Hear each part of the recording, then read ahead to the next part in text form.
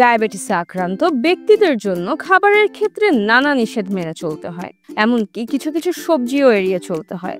তবে কিছু সবজি আছে যেগুলো ডায়াবেটিসের জন্য উপকারী, কারণ সেগুলোর গ্লাইসেমিক সূচক কম। এ ধরনের সবজি নিয়মিত খেলে তার ডায়াবেটিস নিয়ন্ত্রণে সহায়তা করে। চলুন জেনে নেওয়া যাক। ব্রোকলি। ব্রোকলি এমন একটি সবজি যা রক্তে শর্করার মাত্রা নিয়ন্ত্রণে সাহায্য করতে পারে। 2012 সালের রিসার্চগেটে প্রকাশিত একটি গবেষণাপত্র অনুসারে ব্রোকলির গ্লাইসেমিক সূচক কম এবং এতে সালফোরাফেন থাকে, যা শরীরে রক্তে শর্করার মাত্রা কমাতে সাহায্য করে।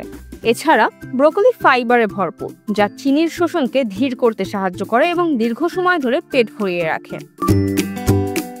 পালং শাক। এই সবুজ পাতাযুক্ত শাক রক্তের শর্করার মাত্রা নিয়ন্ত্রণে সাহায্য করতে পারে।